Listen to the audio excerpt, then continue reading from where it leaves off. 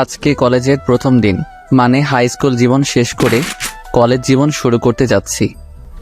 যেহেতু নতুন কলেজে যাব, সেহেতু সন্তান মনের মধ্যে অন্যরকম এক অনুভূতি কাজ করছে। সকাল সকাল আম্মু রান্না করেছে, আর আমি সবার আগে খেতে বেরিয়ে গেলাম। সাথে আমার হাই স্কুল লাইফের সেই পুরনো সাইকেলটা। আব্বু বলেছিল বাইকের কথা, কিন্তু আমার আবার এইসব দিকে তেমন আকর্ষণ নেই। আমি আব্বুকে বলেছিলাম, আব্বু আমার এখন বাইক লাগবে না, তুই বরং সেই টাকা দিয়ে অন্য কোনো কাজ করো, আমি সাইকেল নিয়েই খুব ভালোভাবে কলেজ করতে পারবো।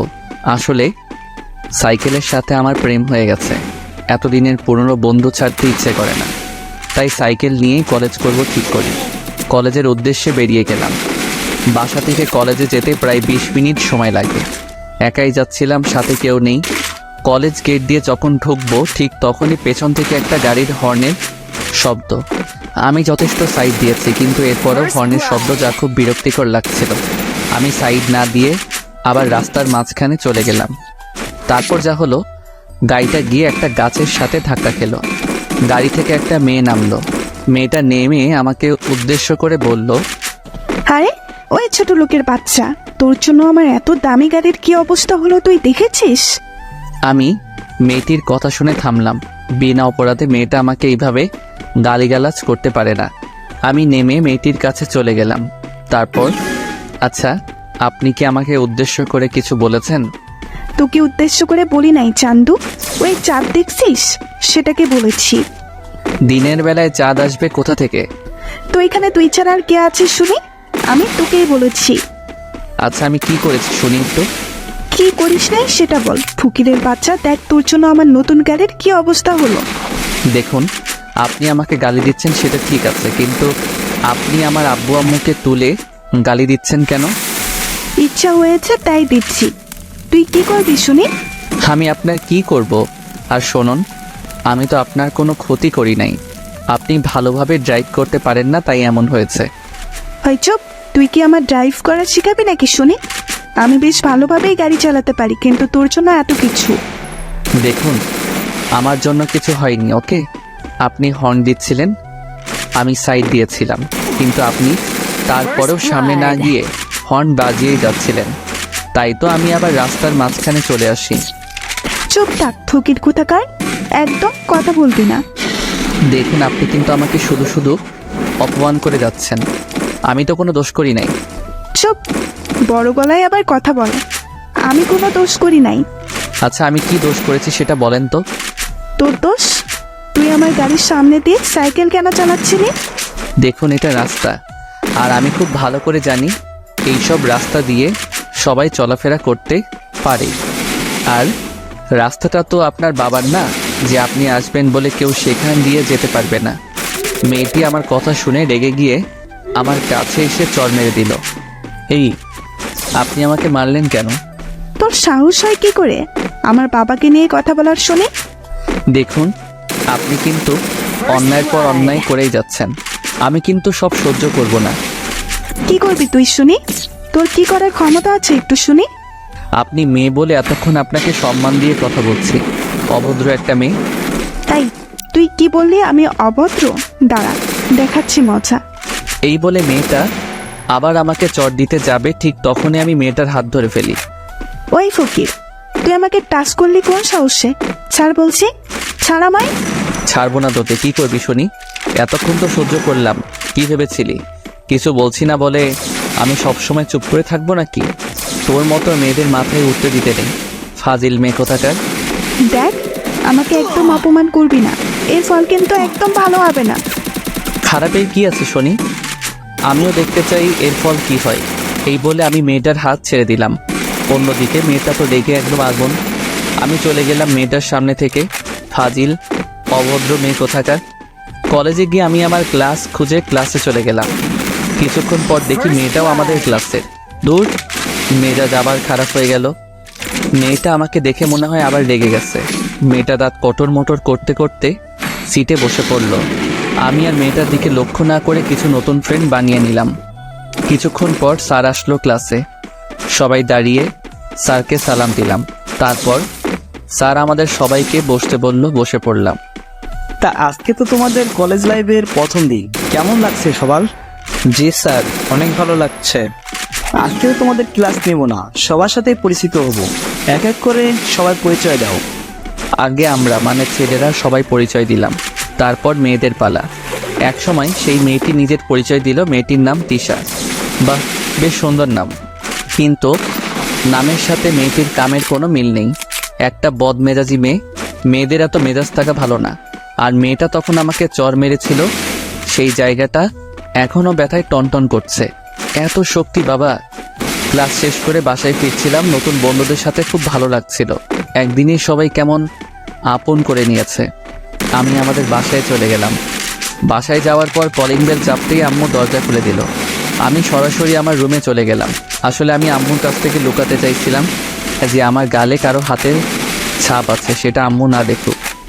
কিছুক্ষণ পর আম্মু আমার রুমে আসলো, তারপর বলল, তোর গাড়ি তো কোন কিসের দাগ দেখলাম বলতো? না আম্মু, তুমি কিসের দাগ দেখবে? মিথ্যা বলবি না, আমি দেখেছি আর এখনো তোর গালের দাগগুলো খুব ভালোভাবে বোঝা যাচ্ছে। কিসের দাগ বল আমায়। না মানে আম্মু, আমি সাইকেল চালাচ্ছিলাম, তখন একটা মেয়ের সাথে ধাক্কা খেয়েছিলাম, তাই মেয়েটা আমাকে চড় মেরেছিল। কিছুটা সত্যি কিছুটা মিথ্যা। পুরোটা সত্যি বলে দিলে এটা ওটা জিজ্ঞেস করে, কান ঝালাপালা করে দিবে। সেটা তো একটা দুর্ঘটনা মাত্র, তার জন্য কেউ এইভাবে মারে? আম্মু বাদ দাও তো, যা হবার হয়ে গেছে। আমার খুব ক্ষুধা পেয়েছে, আমাকে তাড়াতাড়ি খেতে দাও, আমাকে আবার খেলতে যেতে হবে। আচ্ছা, আমি খাবার বেড়ে দিচ্ছি, তুই তাড়াতাড়ি খেতে চলে আয়। তারপর খেতে গেলাম। খাওয়া দাওয়া শেষ করে আমি খেলতে মাঠে চলে গেলাম। ক্রিকেট খেলছিলাম। মাঠের অপর প্রান্ত দিয়ে একটা মেয়ে হেঁটে যাচ্ছিল, বল করল আর আমি ব্যাট সজোরে চালিয়ে দিলাম। ব্যাস, যা হবার তাই হলো।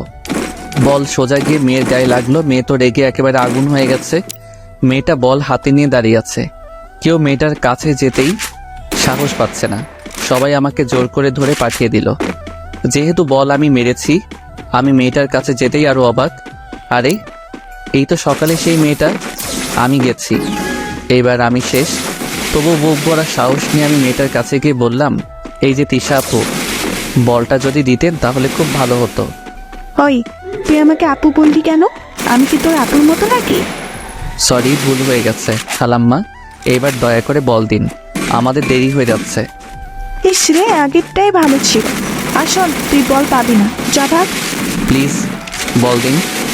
বললাম না তুই বল পাবি না। তুইও ঘ্যানর ঘ্যানর করিস কেন? এমনভাবে বলবেন না প্লিজ, বল দিন। আচ্ছা দিব, তবে তোকে কানে ধরতে হবে। বল তুই রাজি? আমি আর কোনো উপায় না পেয়ে কানে ধরলাম। তারপর তিশা বলল, এইবারের মতো অল্পতেই ছেড়ে দিলাম, যদি আবার আমার সাথে পাঙ্কা নিতে আসিস তাহলে তোর খবর আছে। এই বলে তিশা আমার দিকে বল ছুঁড়ে মেরে চলে গেল। আমি মনে মনে বললাম, সবার সামনে আমাকে অপমান করার শোধ আমি তুলে নিব। বল নিয়ে চলে গেলাম, আবার খেলা শুরু। খেলা শেষ করে বাসায় ফিরছিলাম, তখন হঠাৎ করে বৃষ্টি নামলো। কি করব? হ্যাঁ, একটা যাত্রী ছাউনি আছে, আপাতত সেইখানে আশ্রয় নেওয়া শেষ হবে। আমি যাত্রী ছাউনির নিচে আশ্রয় নিলাম। বৃষ্টি শেষ, আমি বাসায় ফিরছিলাম, তখন দেখি তিশা আসছে। মাথায় দুষ্টামি বুদ্ধি ভর করলো। তিশা আমাকে দেখে আমার কাছে দিয়ে আসছিল। আমি আমার পাটা একটু বাড়িয়ে দিলাম, তারপর ধপাস।